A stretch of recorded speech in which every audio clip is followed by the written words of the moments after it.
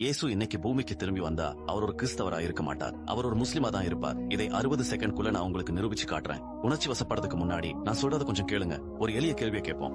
இயேசு பூமியில இருந்தப்போ உண்மையிலேயே என்ன போதிச்சார்? என்னை வணங்குங்கன்னு எனக்காவது அவர் சொன்னாரா? இல்லை. பைபிள் மார்க் 12:29 இயேசு சொல்றார், இஸ்ரவேலரே கேளுங்கள், நம்முடைய தேவனாகிய கர்த்தர் ஒருவரே கர்த்தர். இயேசு கடவுளை தான் வணங்கினார், தன்னை இல்லை. முஸ்லிம்களும் அதே கடவுளை தான் வணங்குறாங்க.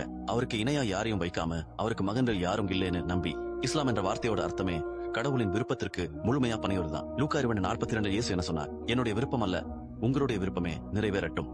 முஸ்லிம்கள் ஒரு நாளைக்கு 5 வேளை செய்யற மாதிரி இயேசுவும் கடவுளுக்கு முழுமையா தன்னை அர்ப்பணிச்சார். இயேசு கடவுளோட சட்டங்களை பின்பற்றினார். அவர் நோன்பிருந்தார், பிரார்த்தனை செய்தார், எளிமையா ஆடை அணிந்தார், பன்றி இறைச்சி சாப்பிடல. அவருக்கு விருத்த சேதனம் செய்யப்பட்டிருந்தது. இது உங்களுக்கு பழக்கப்பட்டதா தெரியுதா? இது இன்றைய கிறிஸ்தவம் இல்லை, இதுதான் இஸ்லாம். இன்றைய கிறிஸ்தவம் திரித்துவம், ஜென்ம பாவகிரத், பலி மூலமா ரட்சிப்பு போன்றவற்றை போதிக்குது. இயேசு இதையெல்லாம் போதிக்கவில்லை. முஸ்லிம்கள் நம்புற மாதிரி அவர் தூய ஏகத்துவத்தை தான் போதிச்சார். அதனால இயேசு இன்னைக்கு பூமிக்கு திரும்பி வந்தா அவர் ஒரு சர்ச்சுக்குள்ள போய் என்னை வணங்குங்கன்னு சொல்ல மாட்டார். அவர் பக்கத்துல இருக்கிற மசூதிக்குள்ள போய் தன் சகோதரர்களோட தோளோட தோள் நின்னு முன்னாடி பூமியில இருந்தப்போ செஞ்ச மாதிரி கடவுளுக்கு பணிந்து வணங்குவார். என்ன நம்பலையா? உங்க பைபிளை படிச்சு பாருங்க, அப்புறம் குரானை படிச்சு பாருங்க. உண்மையை தேடுவங்களுக்கு உண்மை அங்கே இருக்கு.